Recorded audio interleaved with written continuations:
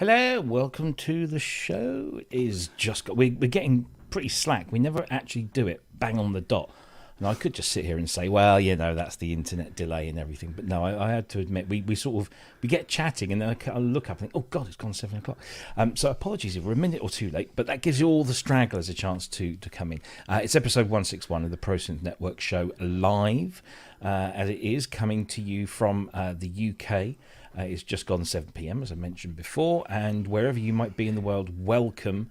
Hope you've had a great week since we last spoke, and there's lots of things for us to talk about, so do stick around for the next couple of hours as we mull and discuss and cogitate and all of those kind of lovely words about the latest news in the world of music technology, particularly, of course, synthesizers, because that's what it says in the title, ProSynth Network.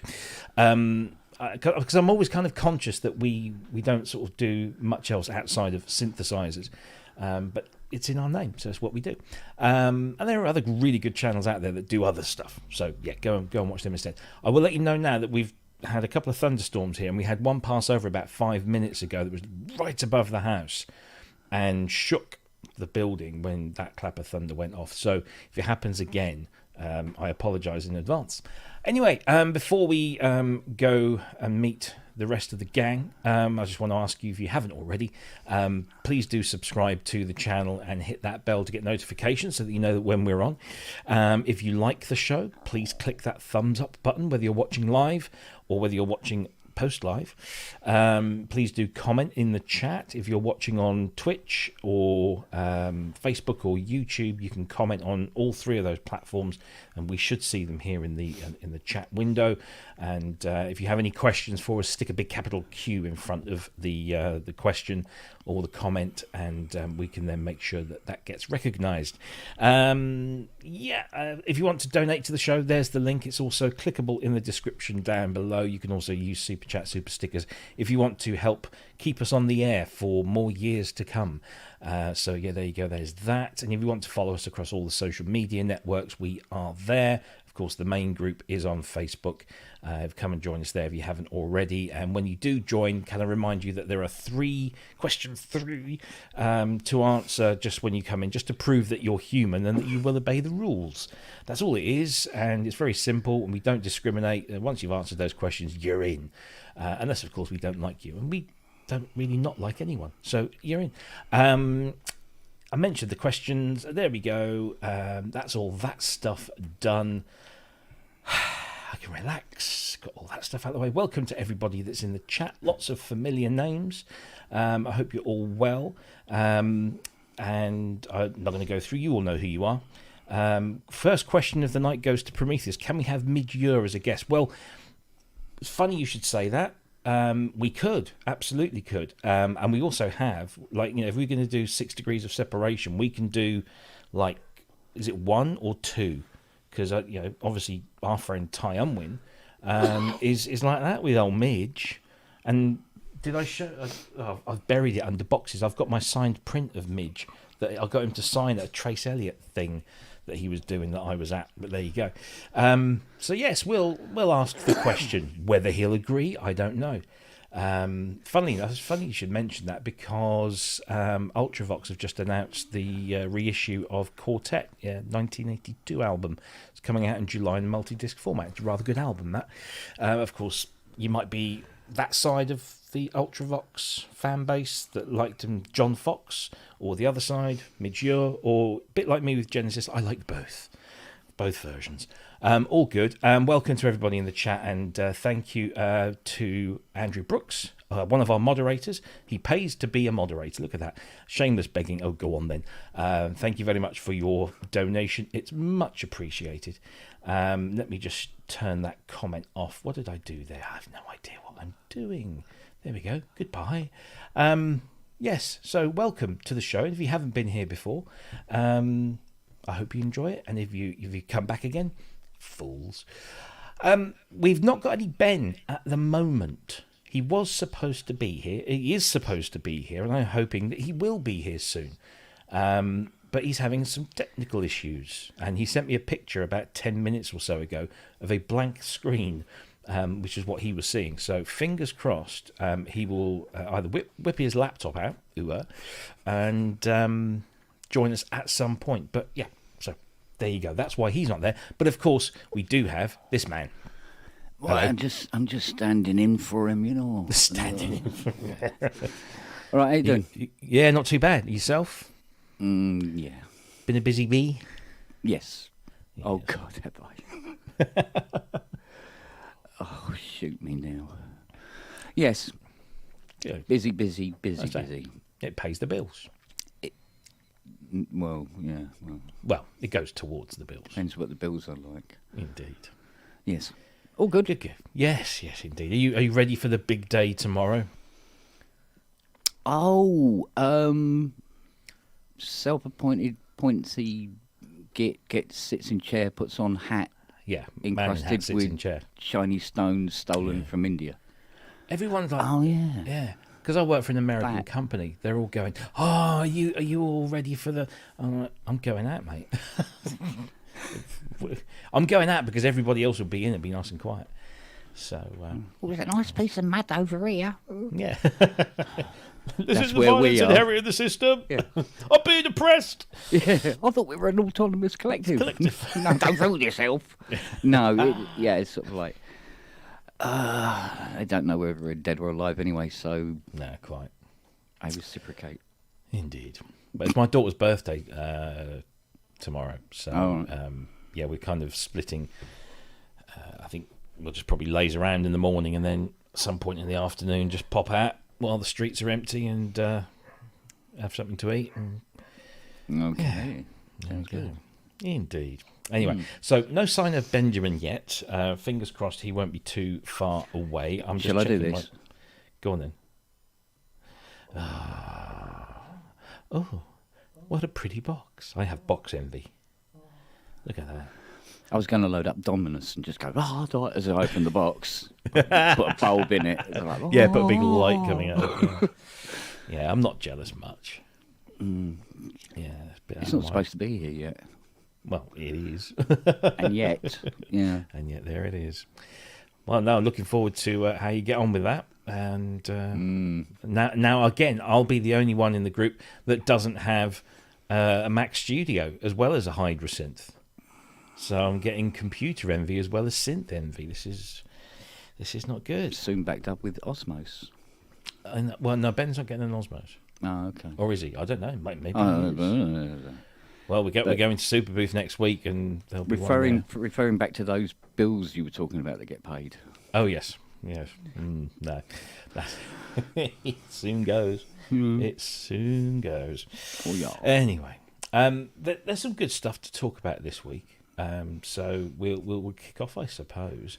If you have any comments or questions to our esteemed viewers, if you have anything that you want to ask or put to us, comments about the stuff that we're talking about, make sure you just put a big capital Q in front of your comment, and then we will park it and then come to it when the time is appropriate. Right, okay, let's see. I think it's probably best, I want to start with this one because I get very excited, and if I had the money, I'd be all over this stuff. This is new from Analog Solutions.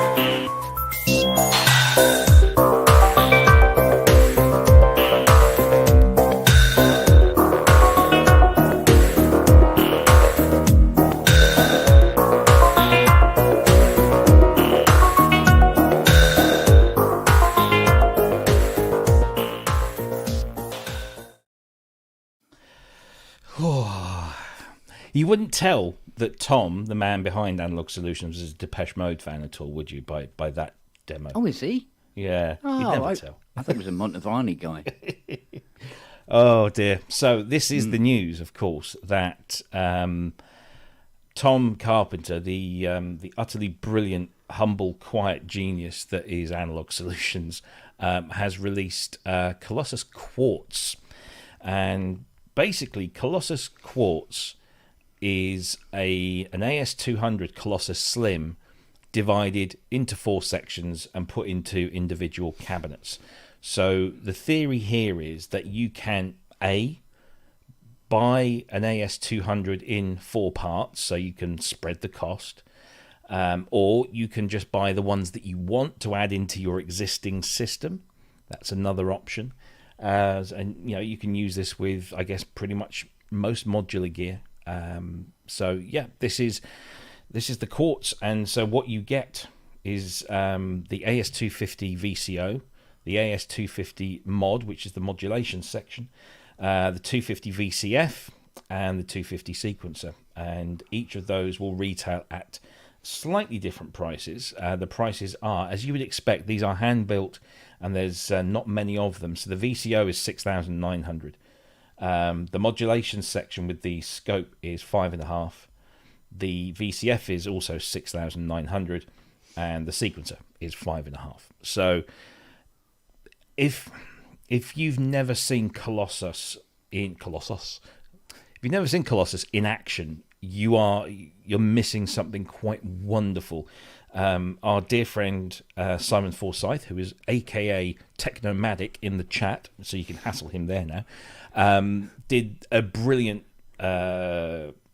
gig, I suppose, if you want to call it that, at Synthfest UK in Sheffield last year, where he donned the white lab coat and they'd got the full proper Colossus with the Slim on top, so it's this gigantic wall of brilliance, and he spent the whole day just patching and making wonderful noises, and it's just the magnificence of this thing. The components are the best that you can get. They've got they're Vernier dials, and it's just, everything is just the very best, hence the price. And of course it's all hand built at Tom's gaff in the Midlands somewhere. We won't give the location away. So I mean, this is just brilliant. The thing, before I ask your opinion, what I want to say is when Tom initially announced Colossus, I sent him a message. I said, what the actual heck is this? This is amazing. And he said, yeah, well, this is going to make me or break me, and it's probably going to break me. I said, well, why did you do it? He says, because I wanted to, because I had an itch that needed scratching. It was that kind of nonchalant, and this is what I love about Tom, is he gets an idea and he does it, and he doesn't really sort of think about the consequences, and it seems to have been good because he's ridden his luck. And he didn't even think he would sell all the original Colossi. What's the plural of Colossus? Andrew Brooks, tell us, what is the plural of Colossus? But he didn't think he'd sell all of it. He didn't think he'd sell many at all. He sold quite a few, proportionately, when you consider that it's a 20-odd thousand pound synthesizer.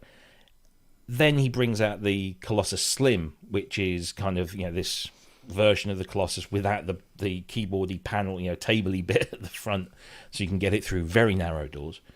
And now he's bringing out the Quartz. There's clearly a demand for this, and I bet if you asked Tom a few years ago, do you think you'll have a range of Colossus synthesizers, he'd have laughed in your face. Or maybe he wouldn't, I don't know. So there you go. I've said all I want to say about Colossi or Colossuses. What do you reckon? Yeah, well, this was the next path to take, to break it down for the lesser mortals amongst us. Now, what annoys me about this more than anything else in the world is that why didn't he decide to do this and go into manufacturing of the Colossus while me and Fiona were working for him, so we could have one here. Because we got one of everything that we built for him. So, except that one. So, it's all right. But I remember having long conversations with Tom before on the phone saying, I'd be talking to him about anaglyph. And he'd be talking about this in a way, it didn't have a name then, but he had an idea about doing something stonking. And the difference between that and the anaglyph is, that exists, and he did do it. And yeah, it's a brilliant piece of kit, as always. Yeah. So, yeah, and this is a brilliant idea. I know it's easy to say, oh yeah, well now it's in bite-sized chunks, so it's more affordable, when you're going 6.5, 5.5 grand. But, yeah, as opposed to trying to stonk up 20 notes. Yeah. 20 big notes, if you're looking to get something that costs that sort of money, you've probably got the possibility of getting 5, yes, or 6. So yeah, it makes sense. Yeah, and of course, you just buy the most useful one to you, and then add on afterwards until you got the system. And if you've already got a Colossus, if you're one of those very lucky people that have already got one, you can now expand it just with the bits you want, rather than maybe just going for the AS200. I know that's kind of like really. Probably not going to be many people. Oh, I don't know. Maybe there is. I mean, Colossus has been as but it does make it portable, which is something the Colossus is not. Well, that's the one thing about the design of the Colossus is that Tom, again, when I had conversations with him, he said, the dimensions of it are made so it will go through a standard British house door, which is narrower than stuff, especially in the States. The standard width of a British door is not that big. And I've seen pictures of poor Simon and Tom carting one of these upstairs. I've been to yours. Your stairway is quite, sort of narrow and, not, I wouldn't say it's steep, but it's, sort of, it's not easy. I reckon they could easily get one up yours. Get one up yours into. Yeah, but wouldn't get it through the middle door. True. Because that basically, my arse rubs both sides of that door frame when I walk through it. Who needs door frames anyway? So it is a needle, my friend. Well, yeah, I have a needle. I think that we deserve. I think we need a challenge. I think we need to throw that gauntlet down to prove how you can get Colossus into the. Come on, Tom, Simon, let's get that in. Before we do that, though, he's only made it. Whee! Look at that. Struth. I take it you're on the laptop again. Yeah. I've tried everything. I can't get a picture on my monitor. I can't get my mic to work. It's like everything's gone wrong. So look at the state of the place. It's just look at that. Is that the bedroom? This is my new studio room. Oh, this is the studio room, is it? Huh? Yeah. I've seen it from the other side. Yeah. Yeah, it's absolute disaster at the minute. It's horrific. Well, then you won't feel too out of place when you come over next week, because the room that you're sleeping in looks pretty much like that at the moment. Oh yeah, that'd sound. Yeah. Anyway, welcome, mate. Yeah, thanks. It's good to finally be here. Yeah, I was getting. Can't believe it. I must have had 30 HDMI leads before I moved, and now I can't find one. I know. I'm still looking for it's just the tiny annoying things, the things that I had a really good glass cleaning cloth, for my specs. Can't find that anywhere. I had some really decent black screws that I was using, the Yamaha wedgie stuff, and you can place it on top of each other. But when you got it at an angle, you kind of need to use the holes to put something to stop them all sliding down. Yeah. Can I find those anywhere? Can I? Heck. So yeah, they're all kind of balanced at the moment. But anyway. Yeah. It is a pain in the arse. Anyway, let's get back. Colossus Quartz. Any thoughts on that, Ben? Yeah. It sounds... Obviously, it sounds the same as Colossus, but it's just incredible sounding. I was listening to it before in the relaxed period before I realised nothing would work. It just sounds amazing. It's just pure Vince Clarke, isn't it? It's just he's got to have one of them, surely. It's don't right know. up his street. I wonder if Simon can divulge such things. Yeah, I should imagine he will have. It's just perfect. But I know one or two people that have them, but I don't know all of them. But yeah, I'm so happy that this has taken off as well as it has, because you can't meet a nicer guy in the world of synthesizers than Tom. He's an absolute gem. It's all great quality stuff, isn't apparently it? Vince, according to Simon, who would know, Vince doesn't yet. Oh, right. I'm surprised. Yeah. Well, Yeah. because Vince live in Maine now, doesn't he? He lives out in America somewhere. Oh, right. So I bet shipping's not cheap. No, but if you're paying that kind of money, I don't suppose it matters. There you go. But apparently Martin Gore's ordered a Slim. Not surprised. Not at all surprised. I fully wanted or intended to have a go with Colossus at Synthfest, but I just never got the time, and I spent most of my time just watching Simon because he's hot. But no, I was watching Simon patch the Colossus, and it was just fun to watch. I'm not really into my modular, as everybody knows, but it was quite a magnificent thing to watch. Simon prancing around trying to dial things in, and it was good fun. But what's the prices like on these units? So the VCO and the VCF are 6,900, and the sequencer and the modulation unit are 5.5. Yeah. So if you bought the Slim, you'd save a few quid, but you can now spread the cost and buy one of these a year. I don't know. Yeah. But there's only like 23 VCOs left in stock, 22 modulations, 26 of the VCF, and 25 of the sequencer. I don't know is it a case of when they're gone, they're gone? I'm sure Simon will tell us. But yeah, I think it's great that there's a range of Colossus stuff out there. That's fantastic.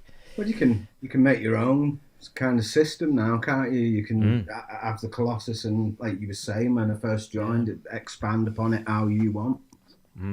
Yeah, I mean, that's great. You can just, there's plenty of pictures on the website. Let me just bring the website up again. So there's pictures where Tom has paired it up with. Oh, I thought you could click those pictures. Well, anyway, he's paired it up with a Moog modular there, and the Korg chalkboard synth, and some of his other products. Is that a Roland System 100M, and he's got it on top of a CP70 or CP80. I can't tell from that picture, but yeah, not sure where you'd plug that in, Colossus into a CP, but yeah. Anyway, all good fun. So there you go. That is the Analog Solutions Colossus Quartz, available now to order from analogsolutions.com/Colossus-Quartz. I'm sure the mods, if they haven't already. Oh, there you go. Thank you very much indeed, Ben. Ben, who's not Ben, who's actually Joseph or Jeremy or John. I don't know. Changes his name every week. There you go. Analog Solutions Colossus Quartz. Fill your boots. Fantastic. Fill your boots. Right. Let's keep it with the hardware, because one of the most exciting reissues from the Korg stable in recent years has been the ARP 2600, which flew out the doors, literally. They'd sold out within hours of them going on sale. Well, now you can, via Korg's Reverb shop, buy a 2600 FS again at a much lesser price than the original. Apparently, according to Korg, these are cheaper than used prices. How much cheaper than used? Let's find out. Given the current conversion rate in UK pounds, £3,761.71, plus your shipping on top of that. Although they haven't set a shipping cost for the United Kingdom, because apparently these are, as they say here, US only. So bugger us. There you go. But I suppose if you've got a friend in America, they can buy one, and then you can arrange the shipping. I've got a brother over there, so he can probably pay for it and send it over. I'll pay him. There you go. $5 a month. Be all right. Yeah. But there is. It's a 2600 FS. It doesn't say. It says here, due to overwhelming demand, after the original sold out in record time, it's back for an extremely limited run in the USA. I thought, maybe these are B stock or something, but there's no mention of that at all. So one assumes that they are brand new. I guess it's the same thing as they were doing with what was it? The Op 6, wasn't it? They did a thing where they only did it through the reverb shop. I know Manny got one, and a few other people got them, and there was a problem with the screen as well on some of those. So I don't know what Korg USA have got going on, whether they've been able to persuade Korg Japan to make a few more, or whether these are just some they held back and now they're selling them off. I don't know. It's a shame they don't just put it into proper production, isn't it? That'd bring the cost down even more, I presume. And it would sell. Yeah. If they did that and they brought the price down to maybe $2,999, or maybe a little less, I think they'd sell a lot more of those. I think there are people out there that would pay that money, because I've only ever played the small version of this, and that was great. That was good fun. Mark Doty absolutely adores this, and says it's as good as the original. So yeah, I don't know. It's a good thing, but say it's USA only. We Brits and everyone else don't get a look in, which is unfortunate. So Korg UK, if you're listening, we'd like some of these deals, if you wouldn't mind.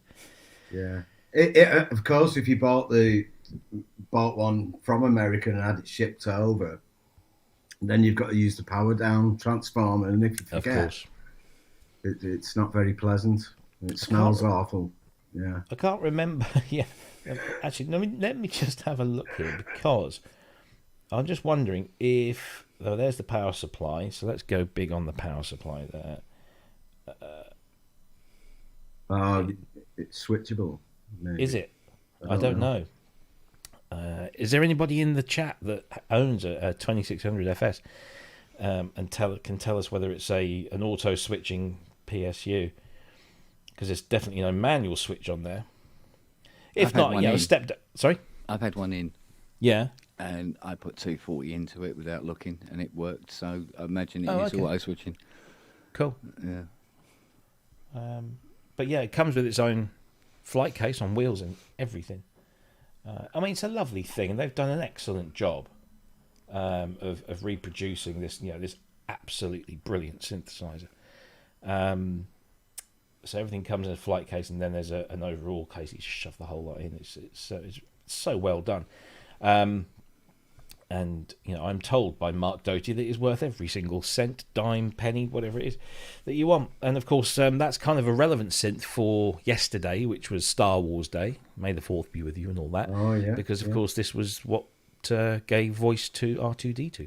R2. Yeah. And probably many other things besides. Tempted by this, Kent, or? Well, I've played one of these. It sounds as good as the Mark III Black and Orange, but it ain't no tonus, man, as they say. But when you consider the price of what a tonus goes for, then yeah. But if you're after the tonus sound, you've got to go and get a tonus. So because the G clef one's sort of like in the middle between the two, it's sort of like it's neither a tonus nor a Black and Orange. It's in the middle. Yeah. So, but for that sort of money, yeah, if you want the 2600 experience, yeah, go for it. I always have them here, so I'm not going to buy one because I can always use somebody else's. It's always 3 or 4 2600, Yeah. So I was just checking to see if there was any mention of the voltage. Most people are saying that nowadays it's like a switchable PSU is kind of like standard but I just wanted to see if there was a. It might not be specific thing. auto, but it'd certainly be switchable. Because if it's auto, that would suggest that it's switch mode, and switch mode and analog doesn't normally go together very well. True. They're not good bedfellows. So True. So I don't know how many of these they've got, but according to their Reverb shop, they're still, I guess, in stock. well, maybe the post-COVID batch has turned up now. Yeah, maybe that's what it is. Yeah. Yeah, it could be. Well, fair play. I just wish that it wasn't just the US. I wish, that the rest of the world could have a go at this, but obviously not. Well, they might open that out if they're not selling quick. They might True. make it a little bit more. But I know that, in terms of shipping, it's such a huge pain in the backside anyway. They probably just want to save themselves. So I was kind of, when they did they did the very same thing with the Op 6, and when I heard about it, I thought, oh, well, there you go. There's a reason to get one now, because it's going to be going cheap and get it through Reverb, and it's a warranted product. And then of course it was US only, so that kind of, by the time you factor in the shipping and the import duties, then you might as well just go on and buy one from Anderton's or something. So other shops are available. Only just, yes. But yeah, nice little thing. They're good fun. It's a fantastic synth.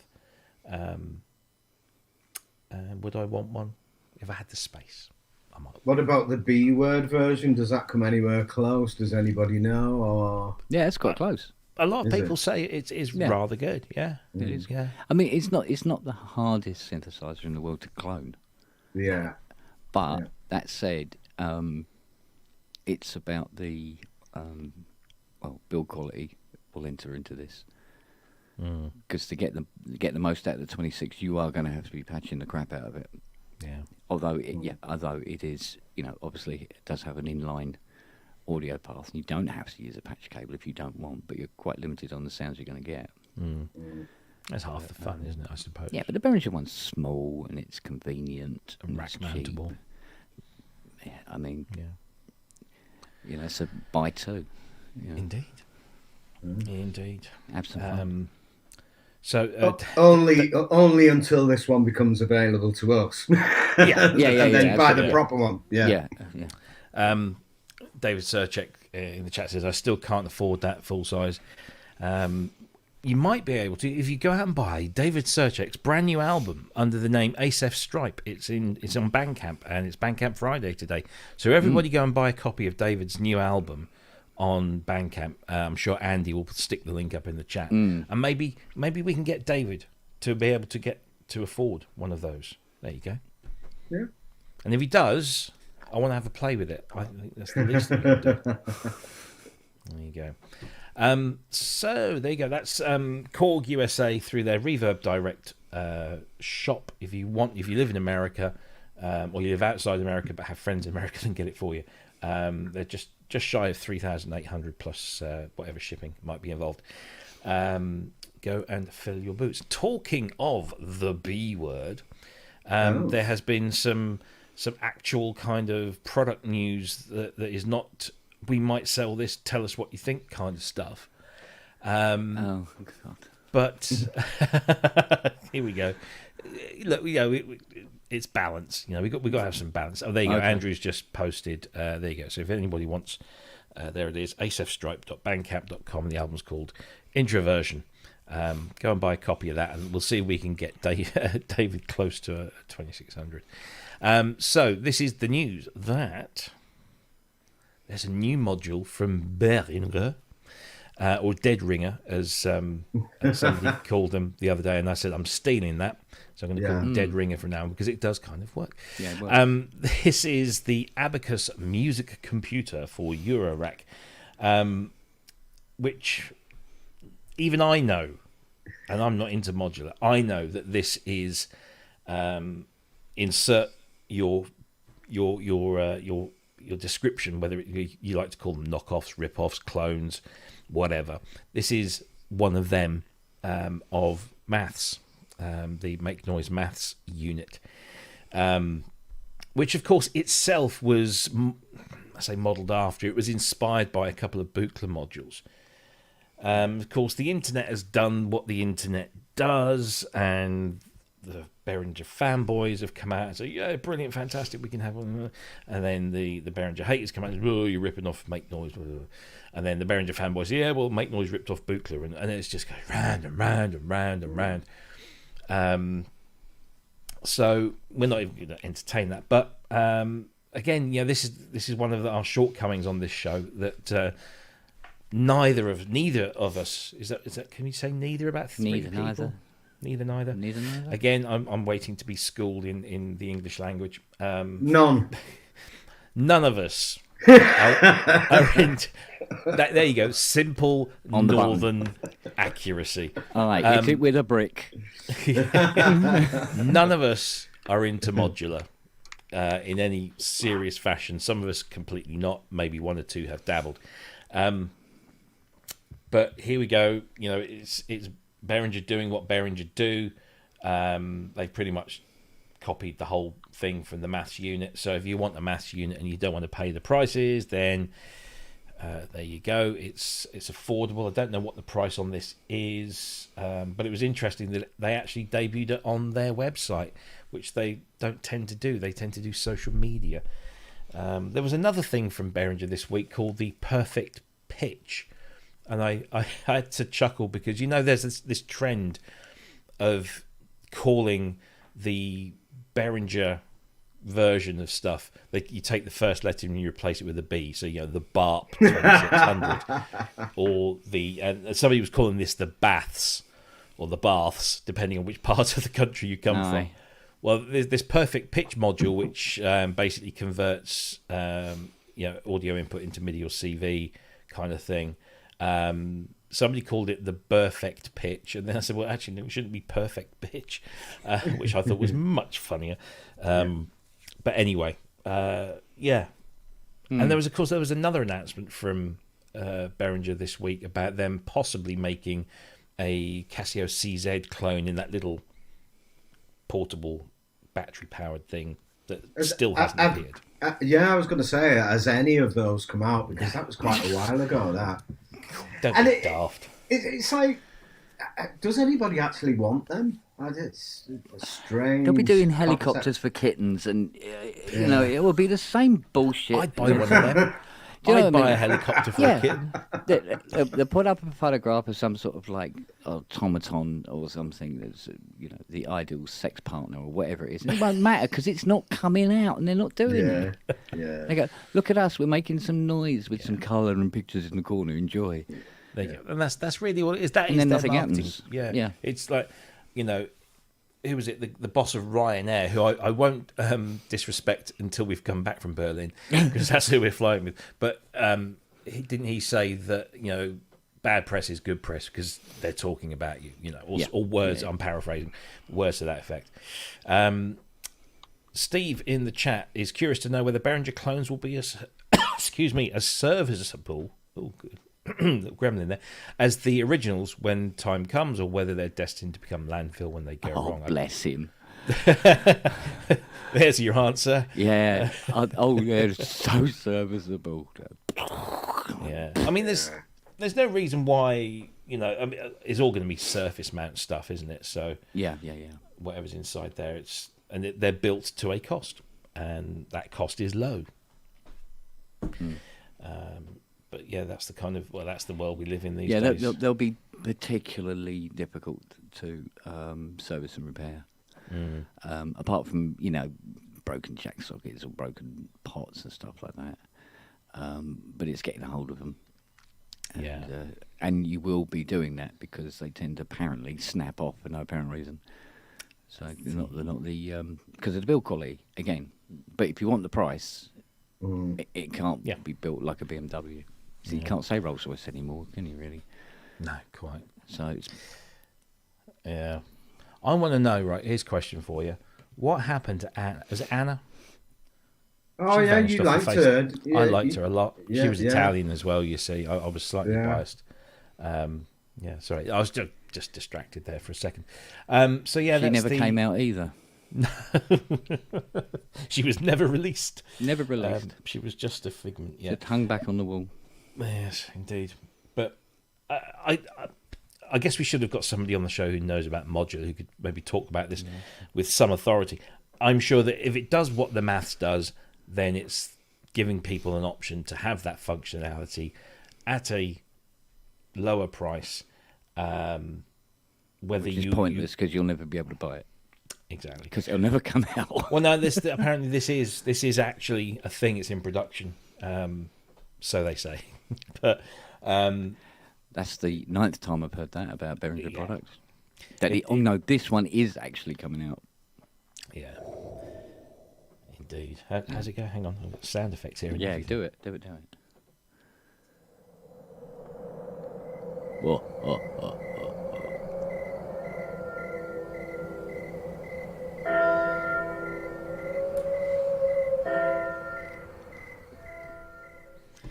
Is that a Behringer?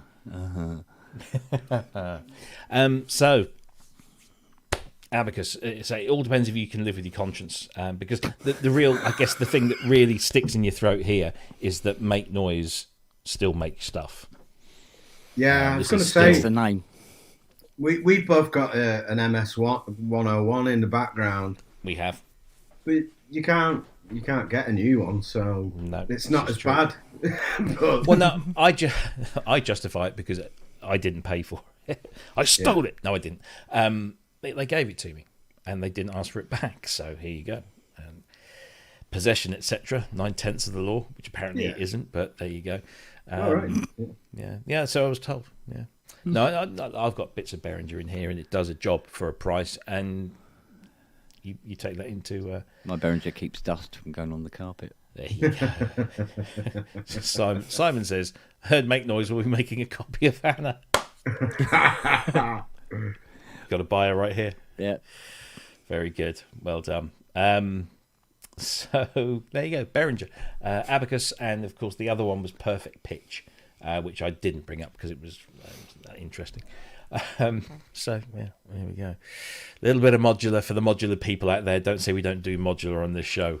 Somebody put that's it. Ben DivKid. He promoted his video in on the Process Network Facebook page, which we're absolutely more than happy, delighted that he posts that stuff there. But he started off with saying, "I know this isn't kind of the target audience." So I'm thinking, no, well, yeah, there's people here that do modular, so he's your target audience. Maybe I don't. But don't judge everyone else by my actions or lack of actions. There we go. Anyway, we shan't go down the typical Behringer route at all, like we just have. The Behringer Abacus is available soon for probably not much money. There we go. So I think... Actually, no, there's one more piece of hardware news. I'm just a little bit conscious of the fact we're sort of burning through this, but it's okay, because I've got a gap filler. It's okay. This one...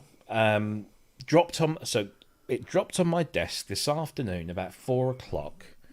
Press release comes through, and the editor of Gear News sends a message to the team saying, "Hey everyone, this is in the emails. Who's going to write this up?" So because it's a synthesizer, it's my department, and I looked at this and I thought, "The bloody hell's that?" And somebody else from the office, who's the guitar expert, says, "Oh, well, a Mark II, what have they changed?" And he said, "Oh wow, they've got this." And I was like, "Do you know about this?" And he said, "Yeah." I said, "But you're the guitar guy." He says, "Yeah." And I said, "I have no idea what this thing is, or who this company is, or what this bloody thing is at all. There was a synth out there that's been out there for a few years that I had no idea even existed. Nobody's ever talked about it to me, never mentioned it to me. I've never seen a video of it. Nothing. So what is it? Well, let's show you. It is actually, let's see. I had some videos here. Have I got a video of this one?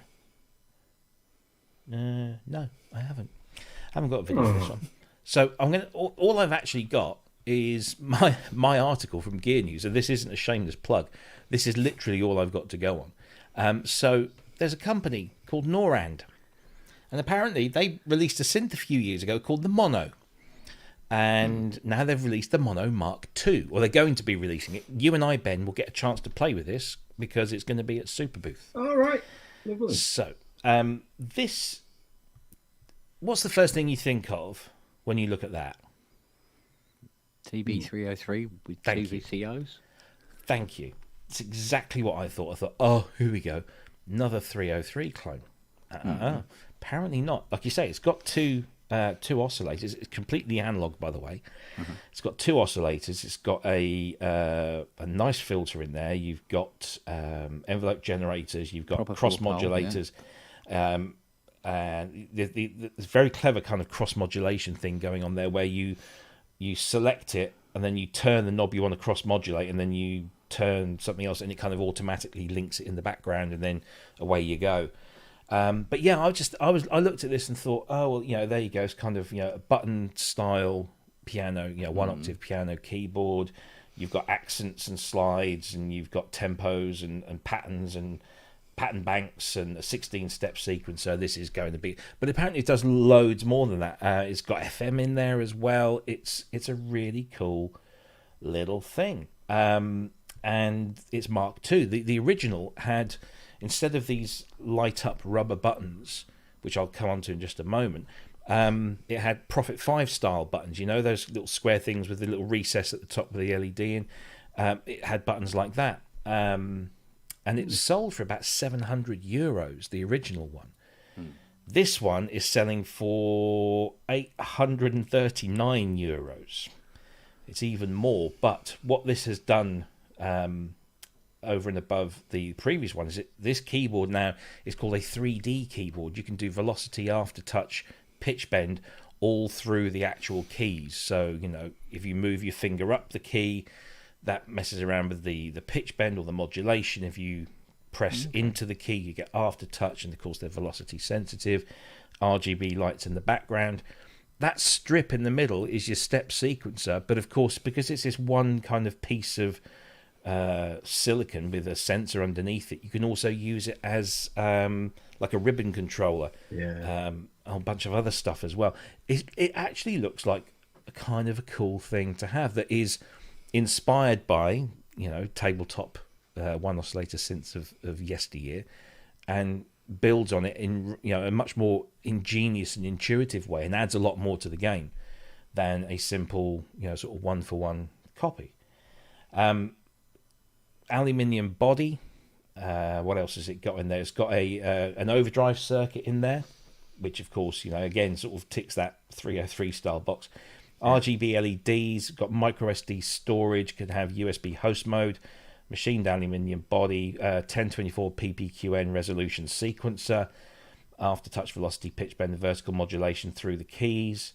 It looks actually, I've got nothing else. Literally, they sent the pack through, they sent the press release through, and they said here's a link for the marketing materials. So I click the link and it downloads the marketing materials, and the marketing materials were that. One picture, not a picture of the back, not a picture of the bottom, no videos, nothing. It was just that. So there it is. Now, I haven't been keeping an eye on the chat, but is there anybody in the chat that has got a Norand Mono Mark 1? Well, of course, it wasn't called the Mark 1 back then. But if anybody's got a Norand, can you let us know? Because I would like to know what you think of it. Ben has posted a link to the original in there, so you can go and check that out at norand.io. There's the address there. It's in the chat if you want to go and watch that as well. But yeah, it's got a whole bunch of really cool stuff on there. So yeah, any thoughts on this one? I mean, I've got a TD3, the Behringer one. Doesn't really get much use. I bought it because it was second hand. Some bloke didn't want much for it, so I thought I'll go and have a go. And I did the Heaven 17 Let Me Go riff and Orange Juice, Rip It Up, and that was it. I put it back in thing, and it just sits there on the shelf now, gathering dust. It's kitten tickling again, isn't it? It is a bit. It does a lot, but it looks quite small, and it's sort of tickle, tickle, tickle. Yeah. And it's €839. Yeah, but it sounds like it's very quality built. Oh yeah, absolutely. Yeah. There's a lot going on in there, isn't there? For that keyboard especially, and the electronics that make that cross mod work, that can't be, that can't be simple. That I think there's, from what I gather from their website, they're quite. There's a lot of FPGA stuff going on in there, which would account for some of the cost at least. Yeah. So yeah, it's a lot more than it appears to be, isn't it? Yeah, and then it's a machined aluminium case that stuff doesn't come cheap either. So I'm actually a few hours ago I had no idea that this thing existed, and now I'm actually thinking when we get to Superbooth next week, I'm gonna head out to these. And first of all, I'm going to apologise to the companies. I didn't know you even existed.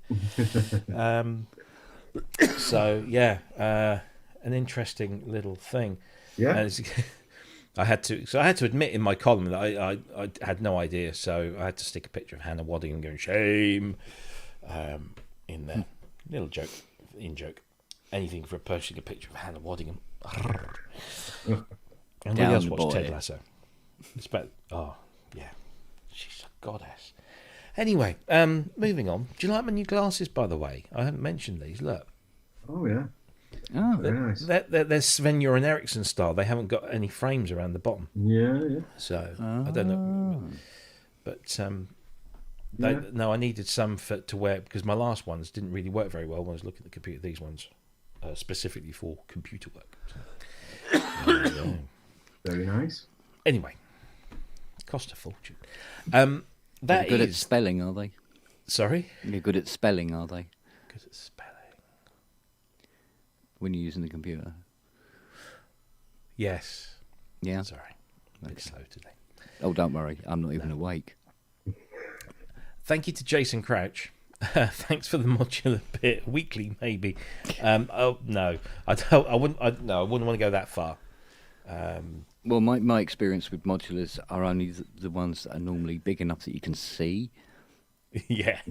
As opposed to the Eurorack stuff. I work with the big modulars, but it's the same principle. So. See, Simon Forsyth is absolutely convinced that he's going to convert me.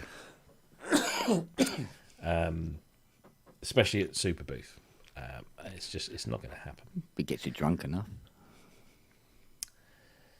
Well, yeah.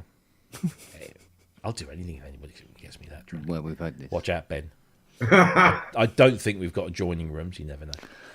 Also want to say thank you to Ollie, who couldn't stay.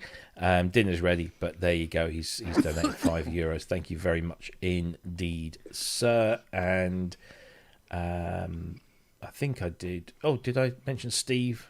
I can't remember if I mentioned Steve, but he still hasn't figured out how to round it up to a whole fiver. I think, don't you just put £5 in? I don't know. I use this, but I've got it all set up now, so I just click and it does it. Yeah, it's just a 5 with 3 zeros, isn't it? Yeah, that's right. That's before correct. the decimal point. Don't forget, put the dot at the end. Yeah, the laughing. Yeah, that's it. Yeah. Oh dear. Anyway, thank you all for your wonderful donations, and they are greatly appreciated. And we'll buy plenty of beer in Berlin next week, which we will come on to shortly. But if you want to know more about the Norand. There's not a huge amount to know at the moment. So it officially launches on the 10th of May. And if you are going to Superbooth, then they have a store there. I think it's 0246 is their store number upstairs in the main building. Yeah, there you go, 0246. So they'll be there from the 11th to the 13th. And while I'm here, I'm just going to rate that post as hot. Nice. Because I can. Why not? Matt Evans, sir, thank you so much. Matt, of course, has just been spending the last couple of weeks rebuilding a DX11 that he got for a pretty reasonable price. But then turned out that there are a few little things wrong with it. But he's managed to get all of that sorted. DX11? Yeah, and just got a new battery to put in. I think that's all he's got to do. But thank you for the £5, Matt. Much appreciated. Thanking you indeed. Right, let's see, what else do we do? So that's all the hardware news, I believe. The rest is all software, and I think probably the biggest software news of the week has got to be this.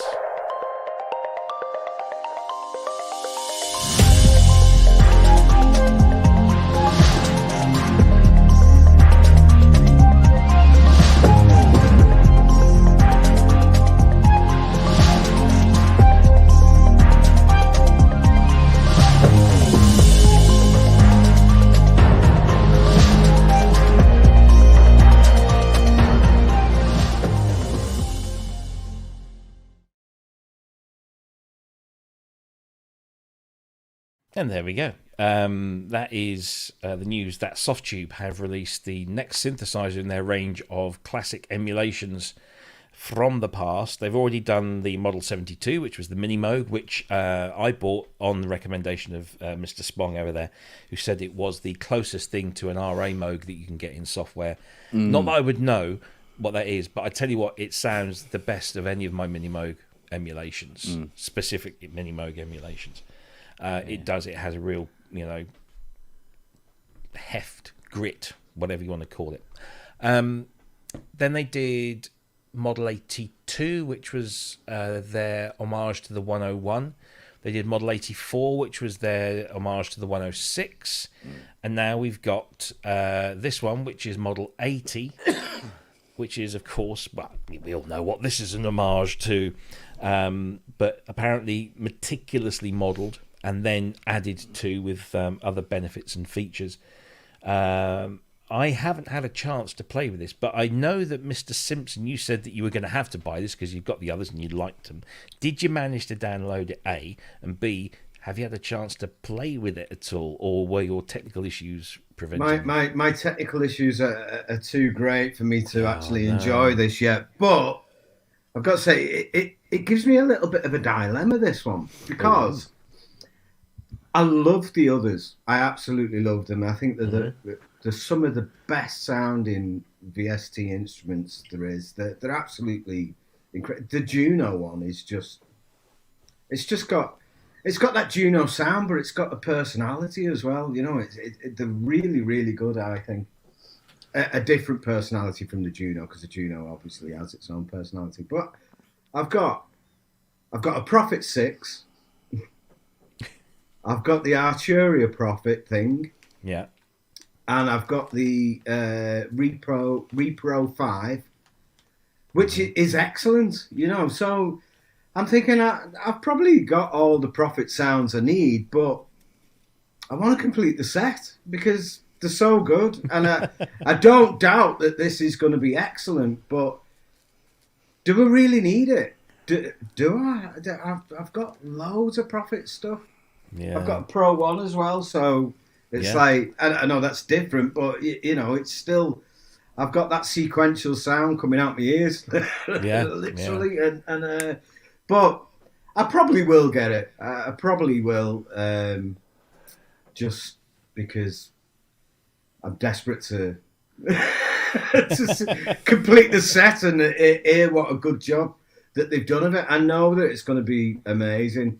But unfortunately, I can't even get my webcam working, so there's not really much point in me spending the money on this just yet, But I will be there, I think. I will be eventually. Well, it's got its fans. I mean, Suzanne Charney, who was incredibly well known for playing the original hardware, because they obviously don't mention the names at all.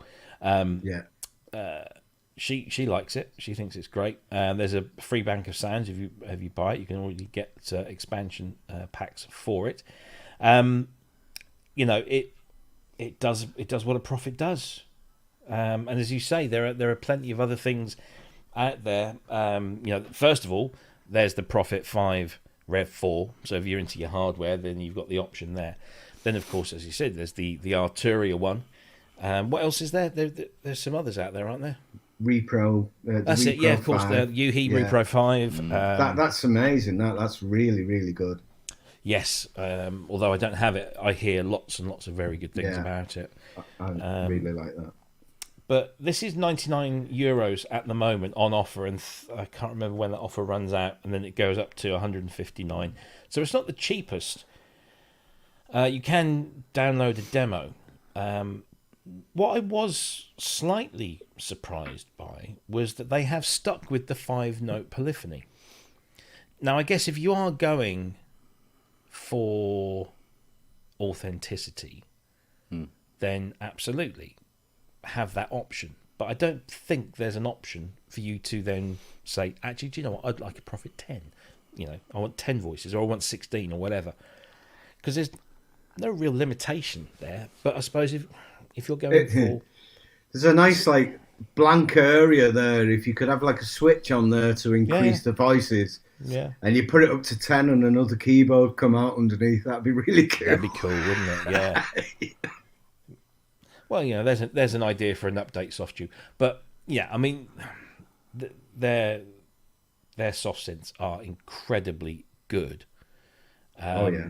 I know Starsky Carr did a comparison video. He got this ahead of the release and put it up against his Rev 4 and said, yeah, it does exactly what it says on the tin. Plus, it does a few other little things over and above what the original could do. I watched that, and you just didn't know which one was playing. You couldn't tell at all. It was really good. Yeah, it was like Alex Ball's recent video on the Isanine, the Black Corporation Isanine, which is the Jupiter 8 clone, for want of a better phrase. That does a whole bunch more than the original Jupiter 8, but my word, like 99% of it sounds exactly like an original. Well, sounded like the original you got there, and also the Super Jupiter as well, which is slightly different, but still has that stuff. It sounded amazing, and so I thought, oh, I'm tempted. And I went to the website and looked, 4.5? No, thank you. It's a little bit too much. They're expensive, but good. No, it's nice to have one, but it would just be nicer if they didn't pick ones that had already been done by the people. I'm looking for variety now, so great. It's getting harder to find something that hasn't already been done now, though, isn't it? This is true. This is true. And I guess they're relying on people like you, who have got the others and just want to, got to get them all. It's synthesizer Pokemon. What about you, Kent? I mean, you have loads of profits going in and out. One comment that was made by our friend Native VS, Robert Schlusser, in the Facebook page the other day was, why on earth didn't they model the Rev 2? Because that's the one that everyone keeps going on about. Oh, that's the best one. You know full well that it's a horrible sack of whatever. Yeah. So wouldn't it be great to have an accurate model of the Rev 2 in software so that you didn't have to deal with the ratty hardware? Well, yeah. I would imagine the hardest problem is finding a fully working Rev 2 to model. Which I think was one of the responses to that point. Yeah, I mean, I personally own a Rev 2. I don't play it because it's like women's shoes. You're not supposed to turn them on and play them because that breaks them. And I got a Rev 3.1, and they're chalk and cheese. Really? In terms of sound. Why? What is different? A completely different chipset. From Rev 3 to 3.3 is Curtis, and Rev 2 to Rev 1s were SSM. Okay. Which was a warmer, more a much more powerful VCO filter chip combo. So I suppose you'd put it sort of like the difference between, say, what Mini Moog sounds like and what a High 4 voice sounds like. Kind of is a completely different sound. The front panel looks roughly the same, apart from obviously they've got a tune button with an LED on the Rev 3, so you know that it's tuning as opposed to the Rev 2. And you're just sitting there going, well, is it broken or is it tuning? I don't know. Yeah. So, but yeah, doing a Rev 2, I imagine it's going to be harder to do the Rev 2. That's the thing. And of course, with a lot of records with people, I love that Prophet 5 sound on that record and that record, and go out and buy a Rev 3, and they're happy, not really knowing that actually they had been listening to a Rev 2, and they're not going to get that sound from that Rev 3. So yeah, but a Rev 3 is just as actually more prolific because I think it lasted longer. Well, they still last. It's the Rev 2s that end up in skips, isn't it? But you would have thought that if people like us, just mere mortals, sat here just talking about it, and and somebody like Robert says, well, why didn't they just do the Rev 2 and make that a key selling point? Here's our Prophet 5 clone, but unlike all the others, ours is of a Rev 2, which is the one that everybody loves and wants, but not many people have or can persevere with because it's a temperamental so-and-so. That, to me, that I would have then bought that like that. Because if I knew it was the Rev 2, that's like the classic. That's the one that people want. I'd have bought that at the drop of a hat. But the fact that I've got Arturia's one means that, I can save myself. Well, this is the weird thing, €100. is that everybody has been, I say everybody, but you know what I mean. All of the variants out there have all been of the Rev 3s. Right. Maybe it's because the Curtis filter is just easier to clone than the SSM one. True. I'm sure there are reasons. And I'm sure, Softube aren't, they're not green around the gills. They know what they're doing. Yeah, absolutely. I mean, at some point, somebody has got to go, oh, do you know what? Let's do the Rev 2, see how that goes. And they'll be queuing up. Yeah. Like you say, that's the one that everybody wants, When they want to do their soft cell and stuff like that, they need the Rev 2, not the Rev 3. Yeah, exactly. They think, because it's not sort of like, the nuances. It's not. It's a completely different sounding machine. Right. By a country mile. Right. So, yeah, it's just one of those weird things, but there you go. Yeah, I guess I'm still hankering after a Rev 4, because I just think that's a beautiful, beautiful. But if they're going to clone this Rev 2, they'll have to do it soon, because they are dying. Yeah, and there's no replacement. There's no replacement SSMs. Yeah. So, if you're a software developer and you're watching this, get off your ass. go and do it. Yeah, get on it. I genuinely think they will sell a lot of them if that was a USP of the plugin. I Sing the Body Electric says, which was the one that Barbieri used in Japan? I would imagine that's a Rev 2. I don't know. Very likely. Should have asked him. Steve Elbow says, the Rev 2 software edition will come with a thank you card from Kent Spong for reducing the demand for hardware Rev 2 repairs.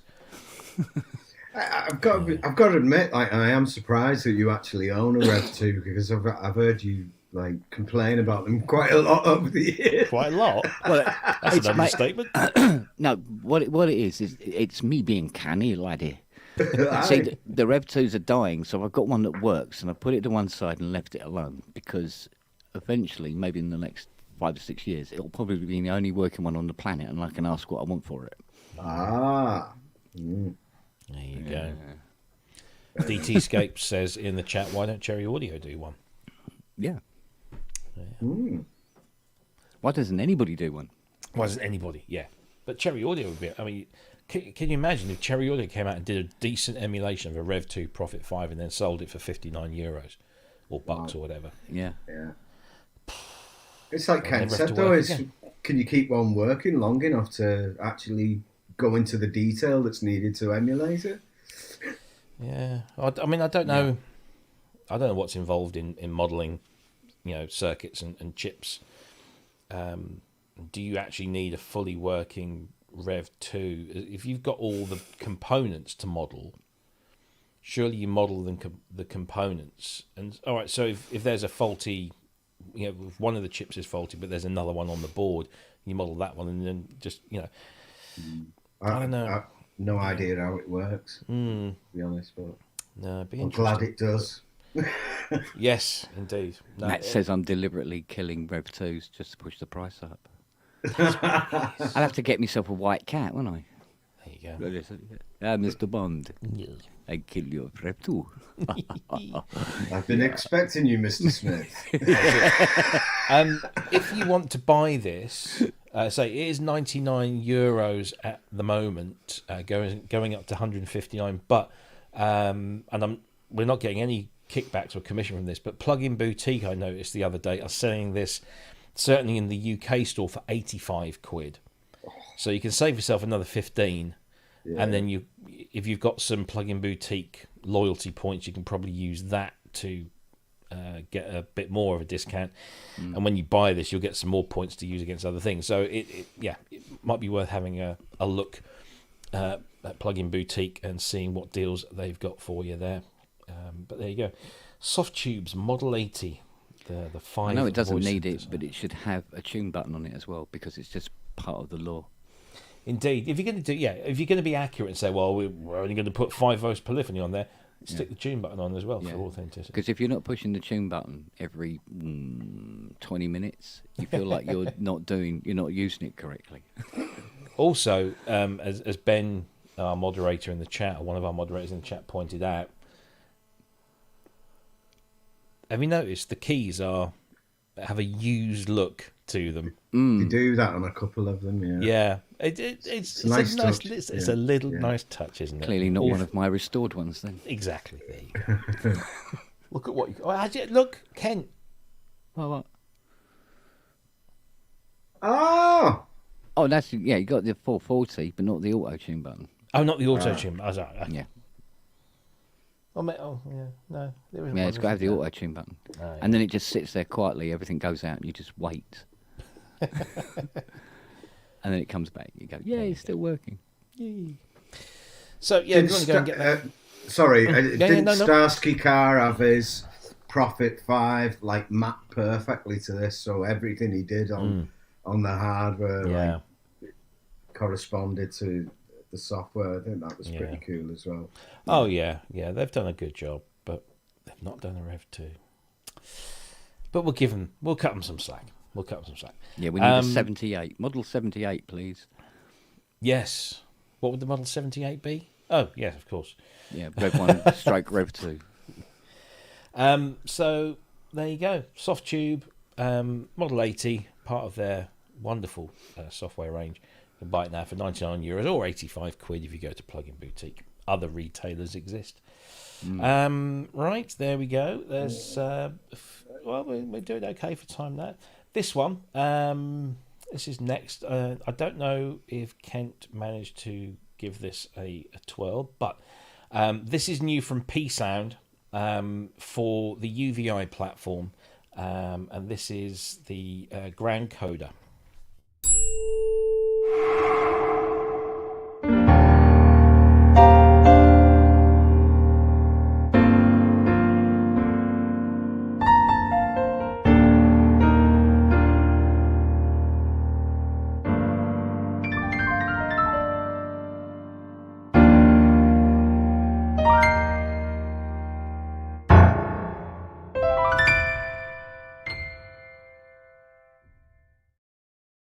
There you go. Oh, Ben's buggered off. It's melted. He's melted. So this is Grand Coda from P-Sound, who are a small company that do great virtual instruments, or sample library, should we say. And here we go. This is the page. It is just a mere €199 launch price. It's normally $249. Yeah. But there is a very good reason why this is. Grand Coda has been sampled at Fazioli's gaff, shall we say, the Fazioli Concert Hall. It's an F278. It has been meticulously sampled. The instrument itself was prepared by Fazioli, and it's done in full cooperation and is authorized by the company as well. So that's kind of rare, that you get a piano sample library that is not only authorized or licensed by, but also the actual piano itself was recorded at their gaff and tuned and prepared by their own technicians. So there's, it's a pretty unique thing in its own right. And then once they completed everything, the instrument was then tested and approved by Fazioli technicians at their laboratories in Italy. So if you want this kind of genuine representation of a Fazioli, F278, it's available now for $199. It works in the UVI platform, so that's the free UVI workstation, or of course you can use it in Falcon as well. And it sounds amazing. There's this great demo, which I'm not going to play because it's a few minutes long. But Francesco Tauci plays this lovely piece on it, and it does. If you close your eyes, you think you're actually listening to the real. It's a really, really good sample library. I know you love your pianos, Kent, and when I sent you this link, your simple response was, "Ooh." Did you get a chance? Well, I checked my bank account and I couldn't afford it, but I bought it anyway. This is what we love about you. Because I gave it a quick go last night. Mm-hmm. And I used put it on the SL88. Holy cow, this thing's effing brilliant. Yeah. The bottom end is... the dynamics on the bottom end. Oh, my God. Mid-range is warm, bright. Yeah. Top end, clear, sharp. Oh, man, it's lovely. I love it. Yeah. Good stuff. Because the other one that you liked that I kind of... C7. The C7, which was done by Acoustic Samples, again on the UVI platform. Yeah. Compared to that, I mean, obviously they're two different pianos. Yeah, you don't compare them. You use one piano for one kind of sound, and another piano for another kind of sound. Depending on what you're playing and how you want the piano to represent within the mix. Mm-hmm. But this Coda, it's like, oh yeah, baby. Yeah, if you want to do a Bond theme, you use the Coda.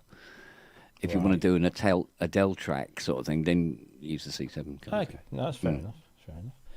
Yeah, excellent stuff. I mean, I would, but I just can't justify spending 200 notes on a piano sample library for somebody with fat sausage fingers. If I could play the piano, I probably would. Most of my pianos are normally somewhere in the region of about 245, 300, 399, that sort of thing.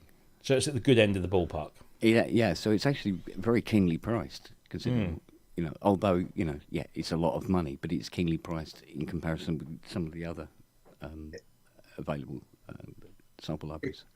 Did it take a while to download? Because it's 10 gig, isn't it?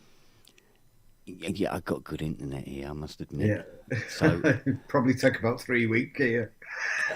Yeah, I mean, it's like when I bought was it Complete 14, which was, I don't know how many gigs that was. It was 150 terabytes gig or something like that. Oh, sorry, yeah, it was something like, was it 100 terabyte or something? I can't remember. No, it wasn't 100 terabyte, but it was a lot. And that was down in 8.5 hours. So I'm actually looking for something really big to test out my new fibre connection here, because it's pretty good. I just want to just... Yeah. No, I'm not saying a word. Sorry. As you said, 10 gigabytes in size. It's 48K 24-bit resolution. There is absolutely no sustain looping on this. Everything is recorded with natural decay, with up to 14 velocity layers. And as you noticed in the video, there was a mechanical tool, so the accuracy, getting all those multiple levels. Sympathetic resonance, there's a release layer, there's damper noise in there, which I insist on. Any piano sample library that I do invest in has to have the noise and the mechanics in there as well, because it's all part and parcel of the whole thing. Convolution reverb. That should be a thing, reverb. Or rhubarb. That's a Behringer clone. Yeah.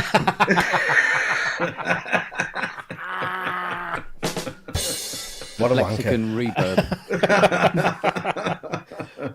3-band EQ and dynamic convolution reverb. But I guess the important thing here is that I think there are other F278s out there, sample libraries, but this one recorded at Fazioli, prepared by the guys at Fazioli, tested and approved by them as well. If you want the Fazioli in your sample library, this is the one. Yeah, I've got an 8DO 278.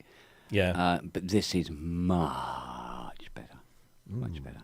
When I was listening to the demo of it earlier, it does make you close your eyes, because you're watching it. As soon as you close your eyes, you're just taken away from that screen recording, and you're in like an auditorium, and it just sounds so natural in that. Yeah. I think it's a bit... I mean, I don't know how popular the UVI format is. I know that I'm a fan of it, but it seems unusual that they haven't released it on Contact as well. It's... Well, as far as I know, P-Sound have always done their stuff in the UVI format. But say, there's not many third-party UVI developers out there. Certainly nowhere near as many as there are for Contact. Yeah. Which is a crying shame, because the licensing model with UVI if it's the same as what it was before, is much better than it is with native instruments. You don't have to deliver your firstborn child to them and what have you. Allegedly, I'll get that in there before the lawyers come in. But yeah, there's not as many third-party devs for the UVI platform, which is a shame, especially because there is a free option that you can use in terms of the playback. Asio Head in the chat said he doesn't see it on the UVI website. You won't, because it's not a UVI product. It's a UVI powered product. So it's psound. psound.it is where you need to go. And I'm sure Ben or Andy have probably posted the link already in the chat. If they haven't, I'm sure they will shortly. But yeah, they've got some good stuff. There's electric pianos they've got in there. They've got some accordions, and they also do some iOS instruments as well. Proper stuff, really. We don't talk about that stuff here. I know I'm only saying that because I've seen Mike in the chat, and he's banging on about piano tech and stuff on iOS. I have no idea. He'll tell you all about it in the chat. I don't need to. So I've got to be nice to him because I'm going to ask him a favour for next week. It also has binaural miking on this as an option, so you actually get the sound as you would hear it if you were sat at the keyboard playing it in a concert hall. You hear it as you would have heard it. So there's there's different miking setups, and one of those is you got side, close, and binaural, which that's going to be pretty special. So, can you mix them? Can you mix between those different mics? I think you can, because that'd be quite nice. It doesn't say that. Can you? I don't know. Can you confirm? If I remember rightly, yeah, I think you can mix them. So you're just setting up the entire environment around the piano. Yeah. There's a great picture of. But most of them do that anyway. Yeah, that's true. There's a great picture of them. Let me just bring this up on the screen. That's that mechanical depressor, I suppose. I don't know. It's a robot finger. It looks pretty upset. Yeah. Whenever I start my wife's car up, it says you put the key in the ignition, and then a little message comes up in the thing. It says depress the clutch. So I always go, "You're useless. You useless clutch, you are." Sorry, but there you go. Grand Coda Fazioli F278 for your listening and playing pleasure. It's currently 199. Will go up to 249 shortly. Available. Oh, that's the wrong one. Dallas. Yeah. Brilliant. Yeah. I'm a little bit ignorant when it comes to pianos. I've got to admit that. Just pianos? Well, mainly pianos. A lot of things, but he never knows what to say to them. Yeah, I've got to admit that the piano on my U220 is good enough for me. You know? It's like we're going to have words, Ben. Two layers, two sample layers as hard and soft. That's it. Hang on, we're talking about something completely different. Matt says the robot piano? Andy Fletcher. I thought it was Nick Rhodes. Oh, you're Nick Rhodes. Yeah. Anyway, we digress. We've got 35 Nick Rhodes gets a bit of a slating, but anybody who can come up with a show must know what they're doing. I think that's a great track, that. Yeah. No. It could have been accidental. They're on a tour at the moment, and our friend Ty and his lovely lady are probably partaking of their delights as we speak. Indeed. Yes. Phil went watching it. Phil out the band went watching them the other night. Yeah. But he started drinking at 12 o'clock in the afternoon. And he's not actually commented on the gig since I've seen him, so I reckon he can't remember any of it. Dear. Oh, we got a Nick Rhodes joke. You leave my roads right there.